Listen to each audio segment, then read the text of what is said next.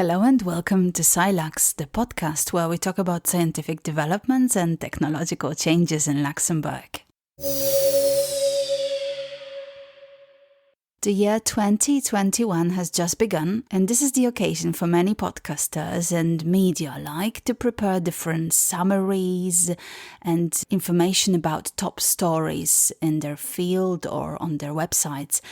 As you know, our podcast is a little bit young to do that, so I'm not able to really summarize 2020 from the perspective of our podcast, but I decided to make this episode a little bit different than usual. I want to have a look at all the different scientific developments in Luxembourg in the last year, the ones that I was not able to discuss in our podcast. But first of all, as usual, it's time for the pub quiz. This is the part of the podcast where I give you one pub quiz style question and the solution to the question is at the very end of the podcast. As today's subject is the summary of 2020, the question will also be a little bit related to that summary. As you probably remember, I mentioned a couple of months ago that FNR, so the Fonds National de Recherche, the National Research Fund, gave awards as usual. Every year they do that, and one of the awards was for the outstanding promotion of science to the public. So my question is, who got the award? Just a small hint, there were two different groups, two different projects that got the award.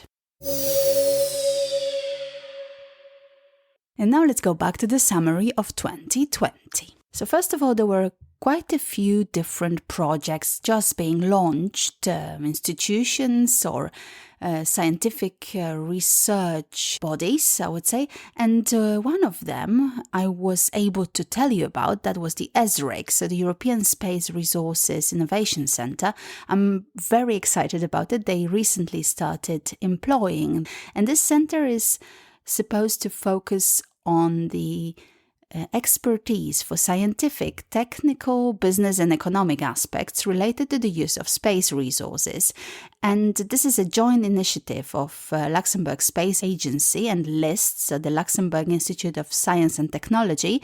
There is also a strategic partner in ESA, so the European Space Agency. There will be 4 pillars that ESRIC will focus on: the space resources, research and development, support for economic activities, knowledge management and community management. So of course this is a very early stage of the whole project, but I'm very excited to talk about it and I'm keeping my fingers crossed for the successful development of the project. The second one is UNIVERSEH, so the European Space University for Earth and Humanity. That's the university that was created by 5 universities from 5 different European Union countries. There is France, represented by Université Fédérale in Toulouse. There is Poland, which is represented by AGH, University of Science and Technology in Krakow. There is, of course, University of Luxembourg, that's why I'm telling you about it. There is Luleå, University of Technology, which is in Sweden. And the last, but not least, of course, is the German university, Heinrich Heine Universität in Düsseldorf.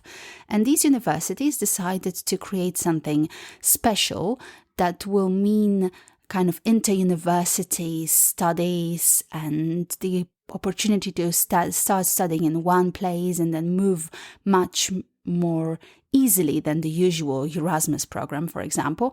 The UNIVERSEH was launched in November 2020 and I was not able to tell you about it. The first studies will start in autumn 2021, so 1 year after the launch. I'm very curious to see what the future will hold for this special university project.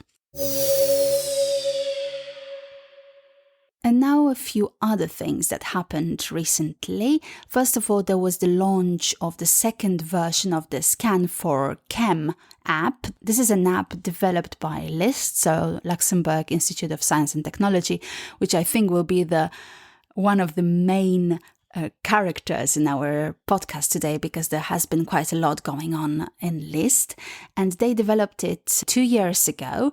The new version was announced a couple of months ago, and this app lets us scan the barcode to obtain information about chemicals of very high concern. So if you scan a barcode of products such as toys, sports equipment, furniture, electrical appliances, clothing, and the like, you should be able to see whether these contain any special dangerous chemicals. The problem with this app, I read a little bit about it, I read the reviews, is that unfortunately the database is completely voluntary. So for now there is not enough data. But if we all subscribe, if we all get the app and start sending requests, there is a huge chance that more and more companies will treat it seriously and will report exactly what their products contain, which is, of course, great for the future. This Scan for Chem app was developed in the framework of EU Life Ask REACH project and, of course, is part of the European Chemicals Regulation, REACH. It was developed, as I said, by LIST, but also the REACH and CLP help desk in Luxembourg. Another very interesting project is the project of Lux Atlas. If you go to the website luxatlas.lu, that is LUXATLAS, you will be able to see a very recently launched historical atlas of Luxembourg.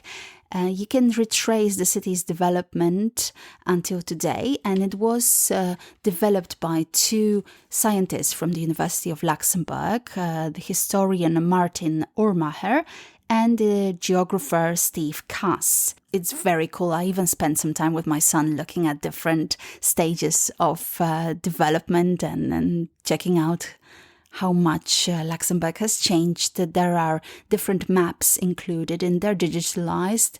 You can also check quite a lot of photos of Luxembourg and panoramas and other things.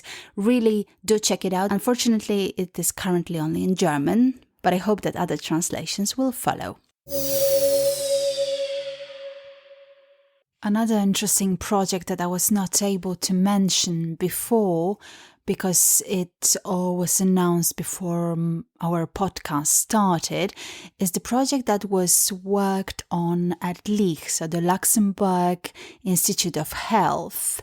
What was this one about? So the group led by Dr. Chevigné was able to develop a novel molecule called LICH 383, and it turns out that this molecule connects to a previously unknown and not well-researched opioid receptor in the brain.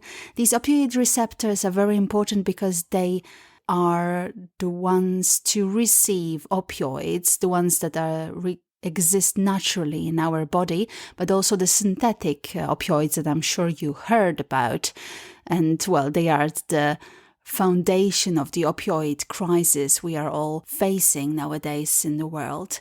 So this is an important discovery because it turns out that this special opioid receptor called ACKR3 somehow sequestrates the opioids, and the new molecule should be able to stop that process, so in a way use the natural opioids instead of letting the special opioid receptor sequestrate them, so capture them if you want.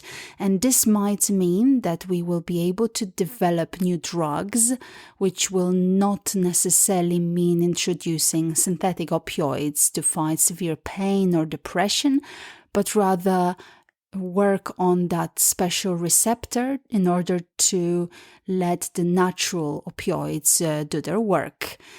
This is very promising. We are talking about very early stages of research. So basically what the group is now looking forward to is probably some partnership with private or public companies and testing it on human beings and seeing how it will work, whether it gives us any side effects. And if not, so this is a very promising, probably life-changing step, a new step to treat severe pain and other very serious disorders. And last research project I wanted to tell you about is again developed by LIST.